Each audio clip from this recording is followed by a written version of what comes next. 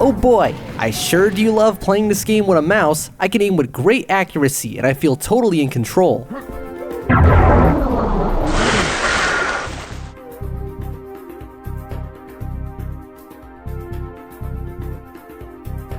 Oh, fuck! It's always fun to keep your old favorites interesting by changing how you play them. The most popular method is through mods, of course, but there's things you can do from within the game itself that can alter the experience. You might remember that time I went through a phase of intentionally playing everything on the lowest graphics settings possible. Well, this time, I'm limiting myself in a different way. Ask anyone, even a console gamer, and they will probably tell you that the best way to enjoy a first-person shooter, or really any game that involves aiming of any sort, is with the precision and elegance of a computer mouse. That's precisely why I've spent the last 2 months playing all sorts of FPS games with the most jank setup I could think of. I'm not talking about using a controller, that shit's easy. I went ahead and configured all of the games I'll be showing in this video to only use my keyboard. We're going digital only. After the initial trauma of what felt like losing my neck muscles, I got used to it, and I want to share what I got out of it.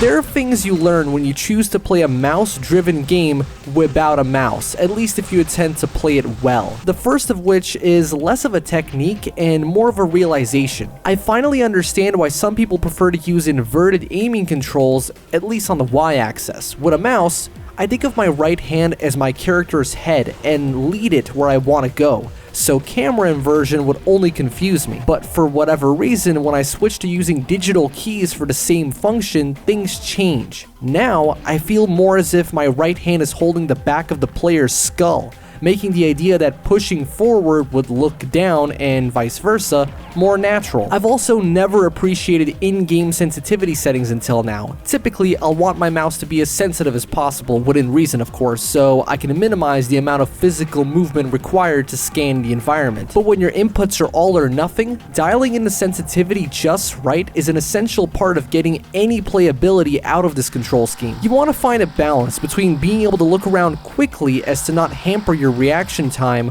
while also making sure you don't overshoot everything you aim for. As for how my own playstyle has changed with these newly set limitations, my character's own movement options became an invaluable tool. With full mouse aiming, you pretty much only move around to get things done, but with this level of precision, you start to use strafing, crouching, and even jumping as a way of performing consecutive micro adjustments to try and get some of that accuracy back. Without fail, every time I slightly miss my shot by a few pixels to the right, just a quick sidestep is all it takes to get me in a position, assuming the enemy doesn't move around too much. Finally, there's the matter of reaction time. After all, mouse aiming is precisely where the term twitch shooter comes from, I imagine. The ability to twitch your view super fast the exact moment you spot something. Unless the game in question has some heavy auto aim, which I'll get to, that kind of quick response is simply not possible with binary inputs. Hence, there is now an extra reliance on familiarizing yourself with the environment and preemptively shifting your view to where an enemy is most likely to be, giving you a better chance to shoot first. I'm over here, you stupid headless freaks. There comes a strange kind of pleasure from using digital inputs to control your view in a game. Maybe it's my OCD, but a little part of me is happy anytime I can be assured that my camera view is perfectly centered, and when I move it on the X-axis, the Y-axis stays put. Special mention to games like Serious Sam Xbox that let you center your view on command. That isn't to say that I would recommend leaving options such as view centering or slope look enabled, as generally that would sacrifice some of your control, but I can't deny that I love seeing my view slowly shift back to the middle. I think the way I feel about this comes from my strong desire to play the part, so to speak, of whatever the game designers had in mind. When I really like a game, I have an immense respect for the creator's original vision, and by letting the game essentially tell me where to look, I feel as if I'm able to stay more in line with what I'm supposed to be doing. It's the same reason why I tend to avoid exploiting oddities within certain game mechanics and engines, even if it does benefit me. Of course, there are exceptions like rocket jumping in Quake or bunny hopping in Painkiller, the kind of stuff that was clearly there for a reason. The rigidity and, for lack of a better word, stiffness that comes from limiting your camera options almost makes the game feel more immersive in a weird way. Like, it stops me from doing the dumb bullshit I normally do, like headbanging to the soundtrack or miming along to the character dialogue. I guess it forces me to take the worlds that these games create more seriously, and that way I get just that tiny bit more out of the whole experience.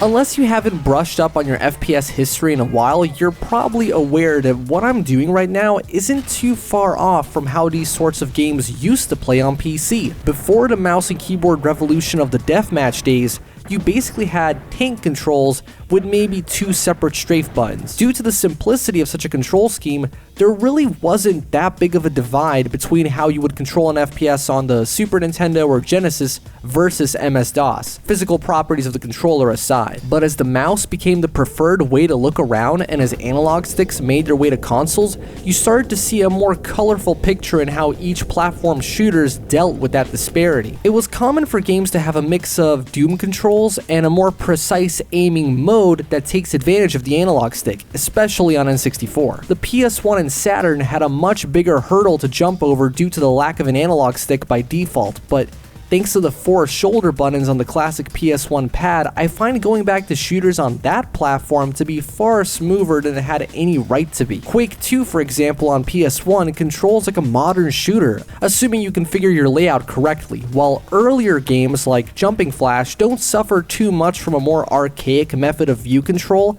since Jumping Flash in particular really isn't much of a shooter, just a platformer with ranged combat. While the conventional dual analog scheme became standard in the 2000s with games like Halo leading the way, the concept behind it had actually existed for far longer. The N64 and Dreamcast practically had it figured out, albeit with the distinction of there being only one stick, and so developers would obviously want you to aim with that. As a result, for a few years, consoles would use what can only be referred to as reverse dual analog, where you aim on the left and move on the right with the face buttons or C buttons. While a strictly console user might look at such a setup and have their muscle memory thrown out of whack, as a PC user who emulates console exclusives, I welcome such a setup because it basically means I can configure my games to use the arrow keys and the same left-hand shape as WASD, even if the exact keys are different. When looking at the evolution of post-mouse console shooter controls, I can't neglect the implementation of aiming assistance. It's always been really interesting to me how it went from being practically non-existent during the 5th generation, at least as far as I can tell, to being far more transparent about its presence early on in the 6th generation, only to still be there, but trying its best to not be too obvious later on in that same generation, with that being the standard ever since. Look at Half-Life on PS2, where the crosshair will get locked onto enemies regardless of whether or not your weapon is supposed to have homing properties in-universe, or how in Unreal Tournament your projectiles blatantly shoot in a different direction in where you're really aiming. Then with Serious Sam on Xbox, you got this massive crosshair which lets you know whether or not a shot will be successful even if the angle is off. While auto-aiming is very much still a thing in this genre on consoles, it's definitely tried to remain hidden, although some games are more shy about it than others. Funnily enough, while Nintendo's post-GameCube systems really aren't what you'd think of as homes to great FPS experiences, Metroid Prime notwithstanding, I've heard a lot of positivity surrounding the use of motion controls on the Wii, Wii U, and Switch for aiming. Never tried it myself, but I just find it amusing how the systems best known for platformers, party games, and Mario Kart objectively have the closest you're gonna get to mouse precision on a console, unless said console directly supports the mouse.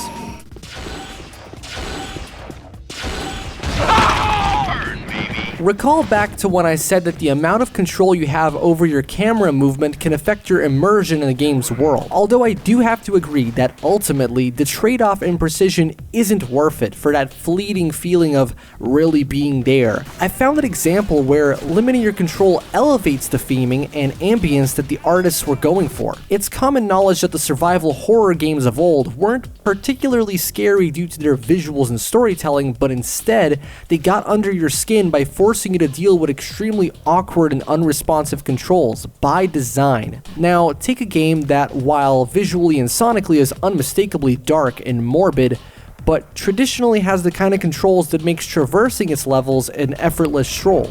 Replace that game's smooth and intuitive controls with ones that were designed with significantly flatter levels in mind, and make it so that the player can only aim vertically while standing still. You get Quake on the Sega Saturn. Trust me when I say that I had never taken Quake's world seriously until I played this version. Sure, there was the initial freak factor when I was new to it all, but when I got used to the imagery, I was just zooming through those stages. Once I had that control taken away from me, everything else started to creep back in, especially the sound design. I had seriously never paid attention to Trent Reznor's diabolical score for this game. I guess it also helps that the Saturn version has completely different models and texture work, and if there's one thing the 32-bit systems at the time were known for, is that they make for some pretty ugly environments. But in this case, it's a special kind of disgusting, the kind that makes every other version of Quake look almost pretty by comparison. But as I was saying about the control, being so held back in how I'm allowed to move through the game world makes me feel like I'm just barely getting by, even on the easiest difficulty. You have to be so much more deliberate and patient with everything and treat every enemy encounter like you would a boss fight. While it may not seem like much just watching the footage, I can assure you that playing Quake on Saturn is the horror experience that Doom 3 could only dream of being. You really learn not to take something as simple as aiming while moving for granted when you play a game in this way, and it's stuff like this, more than anything graphical, that puts the N64 and Dreamcast in a generation of their own as far as I'm concerned. When you think of aiming in an FPS using only digital keys, the first word that comes to mind is suboptimal. While that may be true, there's not a doubt in my mind that I gained a lot of positive experiences from this experiment, and it really goes to show that what's objectively best doesn't always mean most fun. Will I go back to mouse and keyboard for the games that support it? Oh, absolutely. But for the games that don't, I implore you to take advantage of the tools we have readily available now and create the control scheme that works for you, even if it has its shortcomings.